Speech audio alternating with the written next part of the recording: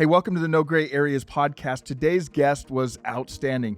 Brent Fenton was a firefighter for 19 years. He talks about life, some of the mistakes that he made, but the part that you're going to love and you're going to laugh at is Firefighter Fenton. You have to find out who that is and what that's about. Let's jump in.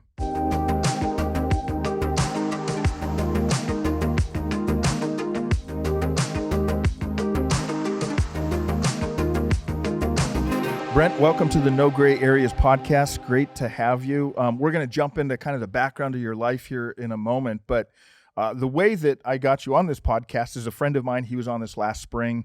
He is a firefighter like yourself, and I asked him a couple months ago, I said, do you know anybody else that we could have on the podcast? And he said, I have the perfect guy for you. So he brings up this video and shows me, and I needed nothing more than that. We're going to jump into that in a moment, get some background. But first of all, let's just back up a little bit and hear your story. So you're a firefighter. How long have you been a firefighter? Right. So I've been a firefighter for almost 19 years. Okay. Yeah. And all of it here in the Phoenix area? Yep. My whole life has actually been here. Oh, so. you grew up here too? I am born and raised in Arizona. I didn't know anybody was born and raised here.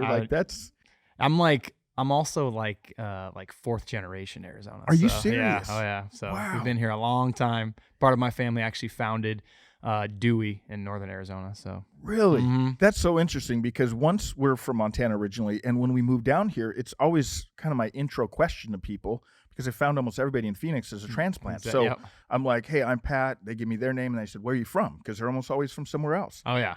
4 generations in Arizona. Yeah, we're gluttons for punishment with the heat, so yeah, I guess so. I guess so. Well, and then you wanted a little more heat, so you become a firefighter. So, and then you were telling me before we turned on these mics, your dad was a cop then, right? So you kind of come from a family of first responders? Yeah. So my dad is the youngest of 4 brothers, and 3 of those 4 were police officers. So he did 26 years with Phoenix Police. So man, it's like getting first responders just in your blood then, right? Yeah. I was actually gung ho to be a cop, and he was like, no, don't do that. Be a firefighter. So why would he say that? So he was a Phoenix police officer for 26 years, promoted to the rank of sergeant, and just kind of throughout his career, he did have some unfortunate things happen. When he 2 weeks after he got promoted, one of his officers was in 1999 was ambushed, shot, and killed, and so that hit him real hard. And after that, I was in high school at the time. And he was like, he knew I wanted to be a cop. I mean, every spare time I had, I was going on ride-alongs with him and just trying to learn as much as I could. And he's like, you know what? I'm not going to your funeral. He's like, I want you to go. I've got some friends in the fire department. Go on some ride-alongs. Went on some ride-alongs. Got to see some awesome things on those experiences, and was like, okay, this is what I want to do. So I know I've always heard that firefighters show up and everybody wants them there. Yeah. Cops show up and most people don't want them there. They're there for something, you did something wrong or someone. And I guess that's probably somewhat true, isn't it? Absolutely. Yeah. That's what my dad said. He's like, everybody loves a firefighter. And he's like, when they wave at you, they're using all their fingers. So, Yeah, exactly. Yeah. Well, we have great respect for all of you first responders. I mean, I don't care if you're a police officer, a firefighter, you're in the emergency room, doctor, nurse. I mean, all of you deal with stuff that the rest of us really don't have to deal with very often, and are seeing things that are really tough to deal with. And we actually had a guest on here this last spring, Tony Rodarte. He was a homicide detective, and he actually has a nonprofit. He works with first responders because a lot of them don't want to go get help over the stuff they've seen. And so they just said, hey, we're just going to provide free of cost counseling, no questions asked. You don't have to put your name in on it because we'll pay for it because first responders deal and see a lot of things, right? Sure. Yeah, sure. You definitely see all aspects of life, and unfortunately they're not always great. So you gotta have outlets and means to deal with that. Yeah. So what are some of your outlets? How do you deal with it? Because how long have you been? So almost 19 years. So you're going on 20 years. Yeah, almost so 20, you've had to deal with some stuff. So I've seen a lot. I've seen some very tragic and unfortunate things. And so in the fire department culture, it's kind of like a family. It's very much like a family. We spend a third of our lives in those fire stations. And so, we eat together, we laugh together, we cry together, we fight together. So, sounds like a family. Yeah. We rely a lot on each other. We talk a lot about it. For me, I'm a Christian. I have my faith.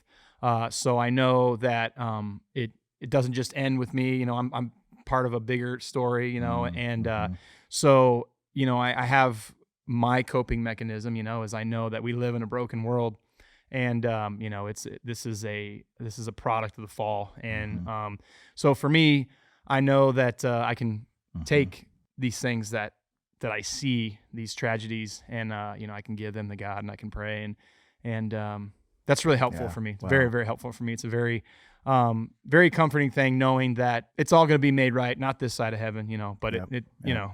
Yeah. So, but how amazing that you're part of making some things right. Like that's what you guys do as firefighters or first responders, are part of making things right on this side. I mean, we can't make everything right, like you said. Right. I'm reading a book right now called The Body Doesn't Forget. I think that's the name of it. And it's about trauma and how our body reacts to trauma. And of course, as first responders, you guys deal with a lot of trauma. You see a lot of trauma. Yeah. But it struck me when I just started reading the preface of it, the first chapter of it, that anybody who deals with the really dark side, because we live in a broken world, as you said, you're going to carry stuff. Your body's going to carry stuff that just having to deal with that for sure. So when I just met you out in the lobby, I saw you and I said, man, I didn't recognize you without the mustache. So tell the audience what that means, and kind of go back to this video that I referred to at the beginning. So there's a mustache involved. So there is a mustache involved. You know, I've been a firefighter for almost 20 years. Comedy's always been a passion of mine. I enjoy making people laugh, and I'd heard my whole life, you should be a comedian or you should do whatever, and then get in the fire department working with guys and be laughing. They'd be like, dude, you missed your calling. And you hear that so much, and you start to question, did I miss my calling? Yeah. And so, like we said, as firefighters, first responders, we do see a lot of trauma. We do see a lot of things. And one gift, I guess, that we have, or a thing that we can all use, is a sense of humor. Yeah. And so I've just, like I said, I love comedy, and I've been able to kind of figure out a way that we can laugh about the mundane things and the not so great things that we see in a way that we can all connect with. And it's just, it's great medicine for all of us. And so I started this thing called Firefighter Fenton. Yep. I follow you on Instagram. So, yeah. So in the fire service, you know, in the culture, you always see firefighters got the mustaches, and that comes from way back when they didn't wear air packs, and the mustaches were literally almost like a filter to filter the smoke. I didn't know that, like that. really. Yeah. And that's so, where I did not know that. Yeah. Because I always, when I go walk through a store or something, I see someone with a big old mustache. Yeah. I always tell my wife, I'm like, bet they're a firefighter. Yeah. Oh yeah. But there was actually a reason there for was it. There was actually a purpose for that, a reason for that, years and years ago. And then now it's just kind of become a cultural thing. I unfortunately don't have the genetic makeup that allows me to grow an amazing mustache. Well, the one you wear in these videos is amazing. So I had to find one elsewhere. And it's just kind of a character. We have a saying in the fire service, you know, when somebody's kind of been there, done that, seen it all, it's that salty dog. Yeah. And so my character is a salty guy, and he's just angry at the world. It's so true. I'm laughing. I got to tell the audience, you got to go check. How do they find you again? So yeah, it's Firefighter Fenton, and I'm on Instagram, Facebook, TikTok. It's the same handle. I'm laughing. They're probably all wondering why I'm laughing, because I've watched a bunch of your videos. Right. And so when you talk about just salty dog and the mustache, they're replaying right now in my mind. So, okay, go on. Yeah. So, you know, and as I've kind of gone through this journey, that there's a fine line between, just sheer madness and comedy. Like when something is, so I know I do a lot of writing. I just kind of do a lot of observing what's going on. I pay attention. So when I hear somebody complaining, or somebody's frustrated or angry, mad about something, I'll kind of, you know, write down notes of what's going on, because I know there's some comedy in there. And then when I go back and look at it, I find that when you're in those moments of something that's frustrating, you're seeing red, blinders are up, that's all you see is your problem. But when you can kind of pull yourself out and get kind of like a 10,000 foot level and look at that, you can say like, man, in that moment, it's so frustrating. But when I look at it from here, it's like, it's actually kind of funny. And then I recreate those moments and play that, and I make it on a video, and people watch and go, oh man, I've been there. I've been that guy, or I know that guy. That's so-and-so. And I've seen them act that way. And then everybody shares it. They tag that person. Hey, this is you. And then, you know, they go back and forth. And so it creates a good laugh and a good, really a good moment where guys can talk about it, whether they're on shift, if they're having one of those brutal shifts, they can watch the videos, they can talk about the videos, or if at home they're with their families, they watch the videos and they're laughing. The families don't understand why that's funny, and then they're able to talk through that. It just kind of creates those moments where they can just get together and laugh. You know, proof of this is when my kids were little. They're all grown now. But there was a day in the backyard where I could not get this lawnmower started. And I got so angry, I like threw the lawnmower. I had a cast in my hand. I throw it, and it rolls over a couple of times. It's leaking gas and oil all over the grass. And I'm still, breathing hard. And my middle child, who also thinks he's a comedian like yourself, he looks at me and says, "Maybe it'll start now, Dad." Now, at the moment, that wasn't funny. Oh, yeah. But later, stepping back, like you're saying, I mean, we as a family have laughed about that so many times. So you actually recreate things like that happen in the fire station or happen to people. Yeah. Right? So give us an example of one. Yeah. So I mean, comedy's all around us. So, I, like, for instance, we have headsets that we wear in the trucks. Yes. And when you take your headset off, it pulls your hair or it does whatever. Yeah. And the headset will pull your hair and it'll hurt. And you're like, oh gosh. And so this is a really small example. You look at it, you get that feeling of like pain or whatever, and you're like, oh my gosh. And I make that video and people are like, I have been that guy, because everybody who's worn those headsets has had that. I don't know what it is. Somebody pulls your hair, it doesn't hurt that bad. You get one tiny hair pulled and it is just, it's worse than a handful. Yeah, exactly. It is. So you've got that, and you've got, this is, but the character who's playing this is a salty dog. Oh yeah, he's the salty guy, big mustache. Yes. Yeah, and a more, I would say a better example would be, so we get 911 calls. 911 is for emergencies, right? People call 911. They say, please do not respond with the lights and sirens. Everybody's been on that call. They don't want to alert their neighbors. They're embarrassed, whatever. But, if this is truly an emergency, you don't care how we get there. Just get here. Yeah. So everybody's been there, and you're hearing that, and we're all like, yeah, okay. So I have one video where I made where captain's like, hey, the caller states no lights and sirens, please. And I'm like, oh, he does he? And like, my character has got a mustache. It is not me. It's truly a character. You do go into I've got you just use the voice. I've got a different voice. I'm like, oh, he does he? And then I just... and I hit the siren, the lights, and just let it rip. And everybody starts laughing, and everybody's, start talking about, that is so true. I've been that, don't go lights and sirens or whatever. It's like, oh no, we're going lights and sirens. Yeah. So if this is an emergency, we're coming the full bore. So where did this all start? This firefighter, Fenton, big mustache, kind of a salty guy that's been around for a while. When did you first do this? So this started back in 2011, 2010, somewhere in there. My department had an annual banquet, and it's kind of an awards banquet where they recognize firefighter of the year and different things like that. Service. We've all been to these. Like you're sitting on the edge of your seat with excitement. Oh yeah. Or like your head is on the edge of the table. Your watch. When is this over? Your head's on the edge of the table because you're falling asleep. Yeah. So at these events, they're all talking about. Like you said, it's just the years of service, all these awards, so they can get kind of stale, kind of boring, tiring. And I was just like, you know what, I could maybe add some comedic relief to the night. And so I decided that I was going to remake a song. At the time, it was the Lady Antebellum song, I Need You Now. And I rewrote the lyrics to that and was kind of highlighting what we call the system abuser, someone who calls 911 all the time for non-emergencies. And we have, it was called My Knee Hurts Now. And it was, my lyrics were, it's 1:15, I'm calling 911 because my knee hurts now. And it's, no, I didn't fall. Anybody that knows the song, they're playing the tune in their head right now while you're saying it. Right. Keep going. Yeah. Keep going. And so it just goes through that. It's like, no, I didn't fall. I have no complaints at all. Just my knee hurts now. And of course, they cannot drive themselves to the hospital. And it's also been hurting for months.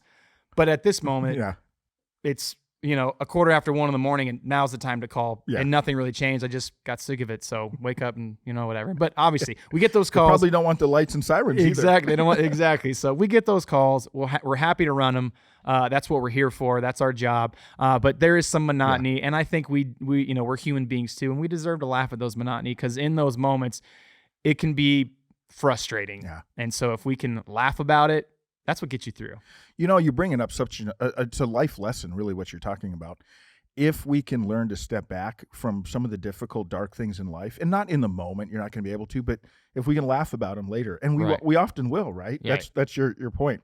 Well, that's the video that you're describing. Right. That's the video when that friend of mine, he's a chief now, and he said, check out this video. You're going to want this guy on. And Yeah. I watched the video and I'm like, you are right. Give me his Yeah. contact information. So, and then it went from there. How many years ago was that? That was 10, 11 years ago. And that one set it off. I literally made that video and I woke up the next morning and it was well on its way to 1 million views. And I was like, what just happened? Because this was never the plan. Yeah. This was all by accident. You were just making a fun video for the event. Night. And to wake up a few people. Yeah. And I put it on YouTube for the guys that couldn't make it to the banquet. And everybody who was at that banquet shared it. And I started getting emails about subscribers. So I'm like, what is happening? My YouTube is blowing up. Because before that, I think my most viewed video was like 30 views. Yeah.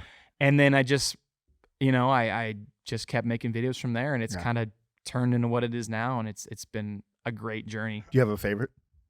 My favorite is actually that one where they said no lights and sirens is my favorite, like short form one. My favorite long form, like the music video style, I have one. There's a couple actually. I have one that's called Station 2. Yeah. And every department has that station where you just get hammered. You get no sleep. You miss all your meals. You're just running your butt off. So that one, just the cinematically, I was very artistic the way I filmed it and stuff like that. And so I just really liked how that one came across. And then one that I just did recently about having people pull over to the right when they see our flashing lights. So, and that is it just doesn't happen. So I'm not even a first responder and it drives me crazy. My wife, if my wife was here, she'd be like nodding, like, Right. oh, you should hear him in the car. Yeah. When people don't pull over for y'all, when you're going to a call and no one's moving.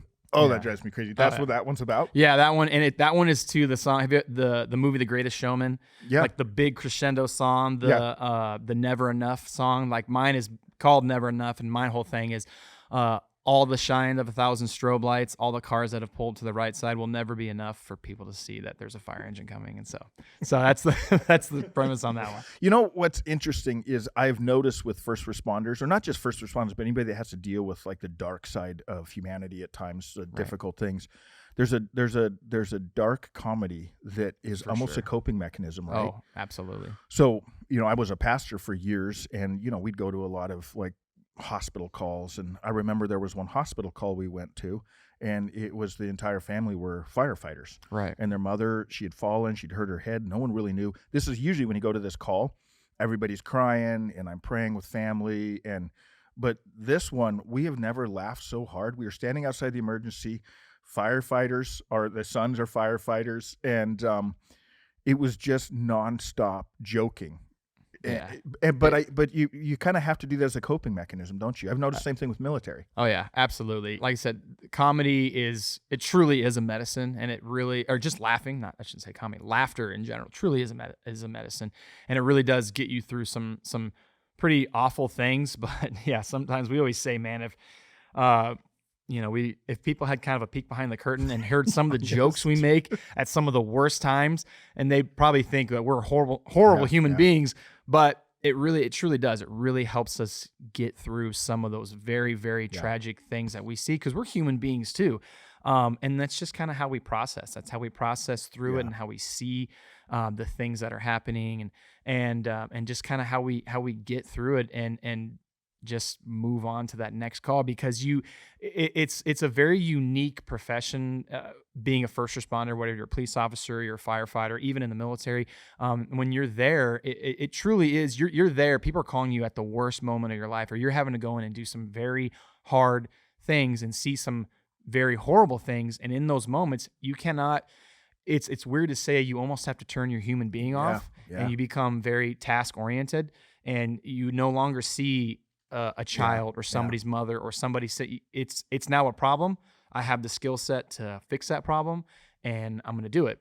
And because if you saw that as an injured child or, somebody else, you couldn't whatever.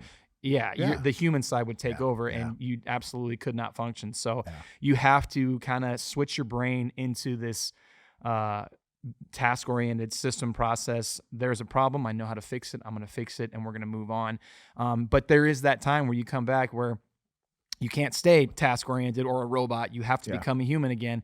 And that's the part where I think people have a hard time transitioning back or even just dealing with it. And it's different because it makes you feel these feelings of like, is something wrong with me? Yeah. Because when I do experience death or something like that in my personal life, whether it's a family member or something like that, it doesn't affect me like I see other people in my family. And it makes me feel like, man, is something wrong with me? But what I've kind of figured out is because we do see some of these traumatic things and some of these really awful, horrible things, I'm almost thankful that when somebody dies of natural causes, that's how it was, because I know it can be a lot worse. But I've also know that it is at its core just part of life. You know, we're all dying. We've all been dying since birth. So, you know. My middle son and I talk about this often, where we're like, I don't know what it is about our culture, our society, right, that so many people pretend or act like they're not going to die. Right. Like we're all going to die of something. And so it's almost like we live in a culture in a lot of ways where we almost pretend we're not going to, like it's such a shock when someone does.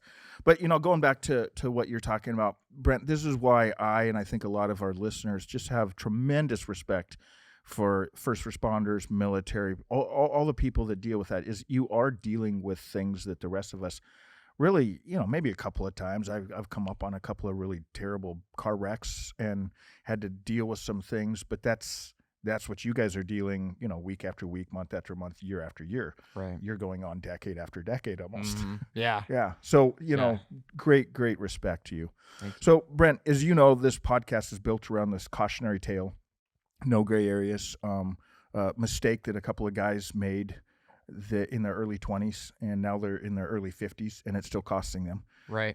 They lost careers over it. And so the guy that wrote the book, No Gray Areas, Joseph Gagliano, who this podcast is really about or after, he really wants to share, hey, I made some mistakes. All of us as humans make some mistakes. It doesn't mean the story's over. Right. You do want it as a cautionary tale. You hope younger people will hear and listen and maybe choose a different road, but there's still a redemptive side to it. What are some of yours? You know, you're how old are you? I'm 40 years old. I wouldn't ask you that if you were a woman, but as men, we're okay. We're safe. So you're 40. I'm 40. Yeah. Well, I'd say welcome to the 40s, but I just left them. I'm 51. So you're 40 years old. You don't get to 40 without having some bumps in the road, right? So what are some of yours? So yeah, you're right. I'm 40 years old, and in that 40 years, I actually have never made any mistakes ever. I've been a perfect human being, other than Jesus. But you know, that's really why we wanted you on. Right. Yeah. We've had a lot of people that share their mistakes. I wanted to have one person that's reached the mountaintop. Yeah. No, you know, I will say, coming from a law enforcement family, I think I was made aware of mistakes at a very early age, of just the fact that mistakes do carry weight, and it does affect you the rest of your life. So that's not to say I haven't made mistakes, but you were raised in a home where your dad, your mom, but your dad, especially as a cop, is saying like, hey, you can do some things, and that doesn't go off your record. Right. Ever. So like I never did drugs. I never did alcohol. I never tried alcohol. I just didn't do that. And mainly because I had fear that my dad, he's going to find all this out. But I'm still an idiot. I'm 40 years old. I'm still an idiot. I still do make mistakes. The mistakes that I think that for me that have been the most impactful in my life, there have been the mistakes that have come in my personal life as a husband, you know, as a father, things like that. You know, I'm very passionate about leadership and families and marriage, and it's so often in the fire service you see, and just in first responders in general, brokenness in families and marriages, and I have countless friends who have been divorced, and it's just it's truly heartbreaking. And I think for me, and I've made mistakes through this social media journey, which, you know, again, that was never the plan. It just kind of happened. But so like for me, a mistake that I would say that I made early on, it's, you know, we identify these targets in our lives or these goals, and you have you can have things that are like, it's a good desire, it's a good thing, but it can be a lousy goal. And so, you know, my wife and I were married. We had our first son, Bentley, and I remember thinking, you know, I'm not gonna be that dad that just is checked out. You know, when the baby's here, you know, I'm not going to just roll over and get away. I'm going to get up. I'm going to change those diapers. I'm going to be just so involved. I'm going to be this great dad. And I got that's a great, great like desire. It's a lousy goal. My goal needs to continue to be to my first and foremost, my relationship with God, my relationship with my wife. And that's the thing. The best gift that I can give my kids is having a great relationship with their mother. Mm-hmm. And for me, I kind of got it twisted and I was like, I'm going to be a good dad. I'm going to be a very involved dad. I'm going to be all this stuff. And so I got so laser focused on making sure that I was doing all the things, helping out and this and that, and without even realizing that I'm neglecting her, like her needs, not asking her how she's doing, where she's at. Like, are you okay? I see you're tired. Not even acknowledging, like she does so much, you know, our wives do so much. Yeah, And for sure. And here I am thinking like, yeah, I got this figured out. Having kids, being a husband, it's not that hard. Yeah. And I'm completely missing the mark, completely missing the boat. And then it's like smacking you in the face when she's telling me like, I just, you know, I don't even feel like you even think about me. You're not even, you know, I feel very alone. And I'm like, what are you talking about alone? It's me and you in this with our kids. What do you mean alone? And so, yeah, I mean, marriage is not easy. I know a lot of newlyweds, young married couples that are like, marriage is easy and this and that. Sure. It can, some people, they hit the ground running and it's hard right from the get go. Yep. For me and my wife, it was not like that. It was great the first, 4 or 5 years of marriage, and then kids come into it, and then it gets real, and there's a whole new normal you're trying to figure out. And that's an ever changing thing, And as soon as you figure out what normal is, normal becomes something different. Yep. You add another kid to the mix, or life happens, or whatever, and so, yeah, and I still I would be lying if I said I've got it figured out, because I still miss the mark, and I still got to remember that, like, oh man, my wife she'll share her, frustration with me, and I get caught up in work. We have careers, and I have this social media thing, and I have all these different things that have come into life, and I miss the mark again. Yeah. I get off focus, and I start thinking like, I need to work harder, get that promotion, make more money, be able to provide for my family more.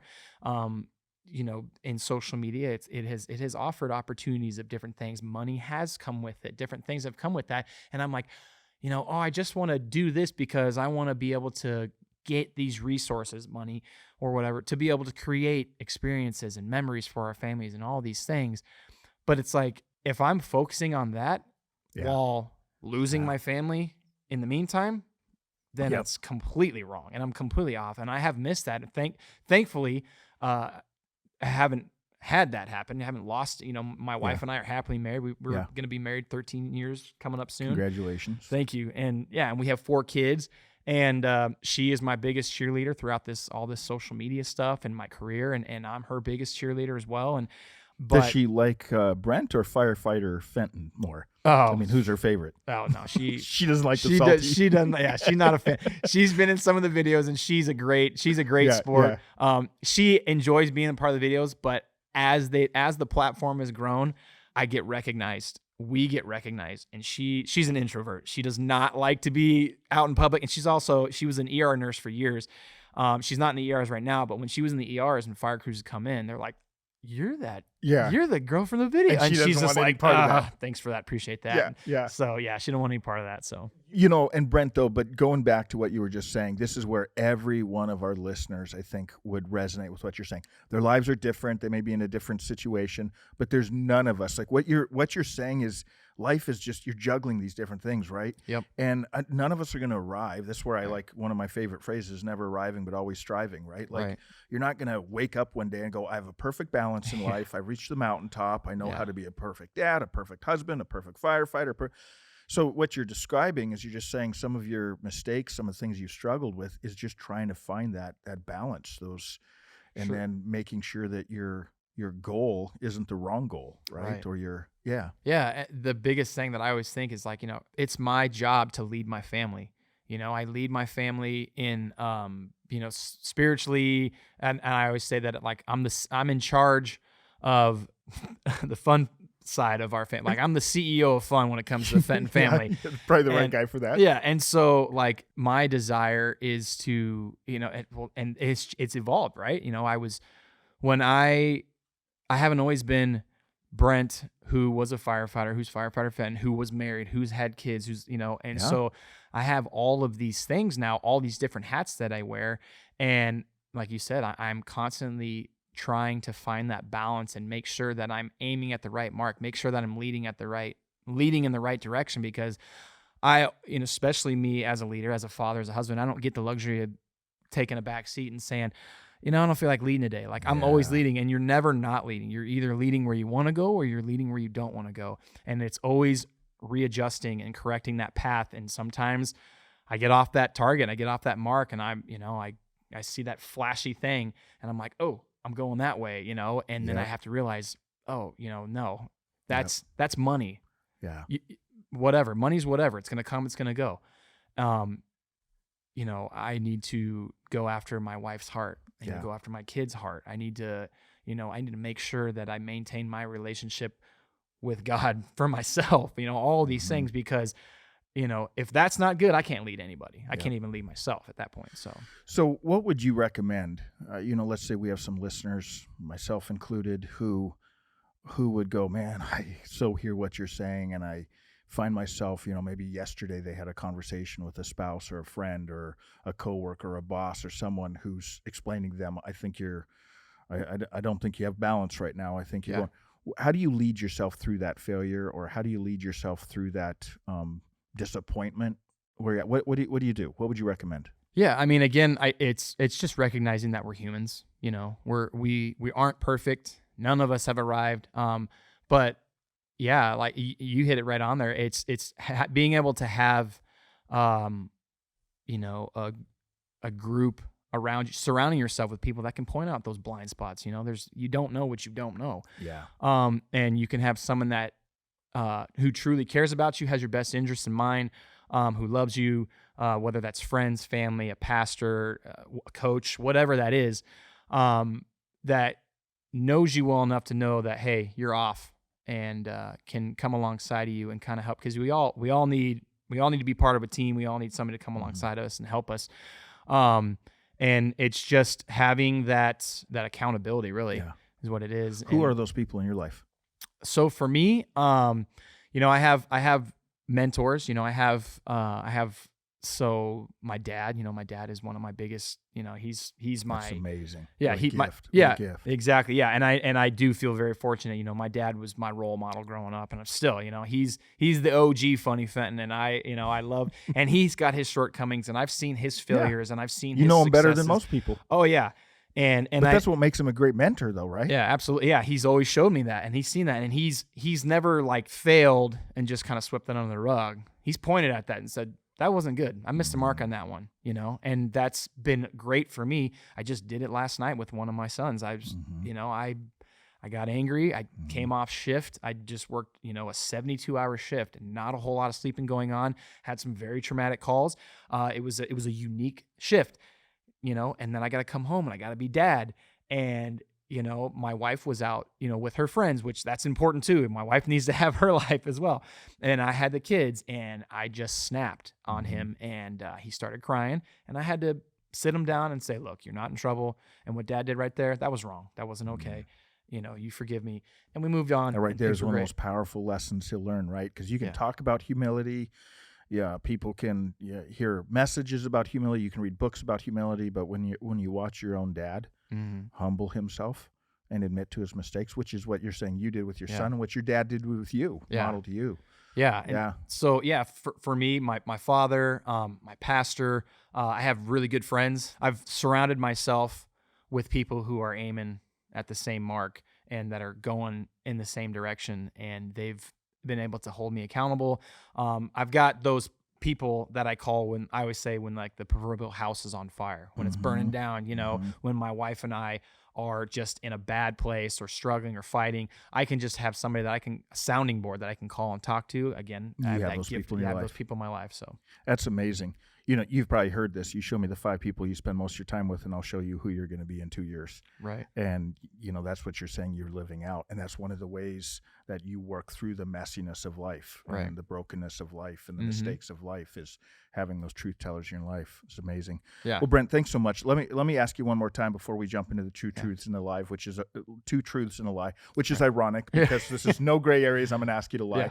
But how do people find you again? So anybody can find me on social media. I mean, you can Google Firefighter Fenton. No, It I mean will your pop home up, address. which is crazy. No, I'm just so kidding. I'm in I'm North. just No, so, you can Google Firefighter Fenton. No, but the easiest way is if you're on Instagram, it's at Firefighter Fenton.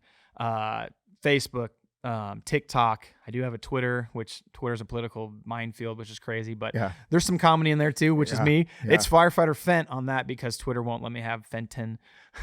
It's two characters too long. So, but at Firefighter Fenton, you can find all my content. And for the most part, the platforms have most of the same content. TikTok's a little different because they have some crazy guidelines that whatever. Yeah. Social media frustrations that really aren't important, but whatever. I would encourage people to go find it. You'll get a good laugh out of it for sure. And I love that it just kind of accidentally happened. You started doing this and it blew up in some ways, and then you just kept on. It did. So love it. It really did. It started out on accident, turned into something crazy, and I've been able to get involved with other things. I mean, I got this shirt on Fire Department Coffee. That's a company I'm involved with as well. I saw that. Great. I saw it. Good coffee?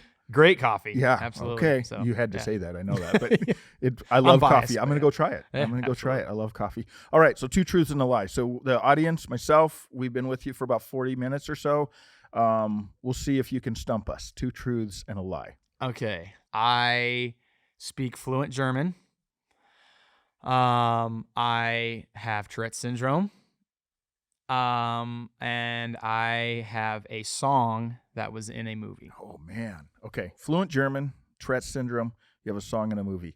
I'm going to say the fluent German. I'm going to say that's true. Is that true? That's not true. Oh, come on. You are a great liar. No, you got me.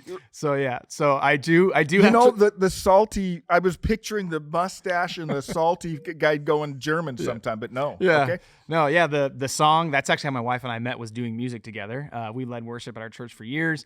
And I've written some original songs, and I had an original song that I wrote that was in a movie. So writing these parody songs, I mean, it's actually something you had done. You didn't just pick up. That's another one of my passions is music. So, nice. Yeah. Okay, so that one's true, and then I have Tourette's syndrome, which I figured I'm like, you got to guess that one because who's gonna lie about that? That's messed up. Well, I have a friend that has it. I haven't seen any weird like quirks or anything. So okay. Yeah, no, that was just something that I was diagnosed with when I was younger. And I've been very fortunate because some people don't always have the same path on that I have. Some people it stays the same, it gets worse. For me, as I got older, it got better. So it's almost unrecognizable, but I do have like a head twitch that comes out if I'm extremely stressed or if I'm very tired. Yeah, this, my friend of mine is when he's tired. Yep. Well, Brent, thanks so much, man. I know, first of all, we had fun, and I encourage people to go check out your social media pages and appreciate what you taught us. I think all of us, if we take to heart what you said, we're going to be better people for it. So thank you. Absolutely. Thank you for having me. I really appreciate it. Hey, thanks so much for listening to the No Gray Areas podcast. Brent did an amazing job today. Remember the big takeaway: never arriving, always striving. And question for you: who are the truth tellers in your life? Maybe tag some of those people below. Share this podcast with them. Like, follow, and subscribe. No Gray Areas.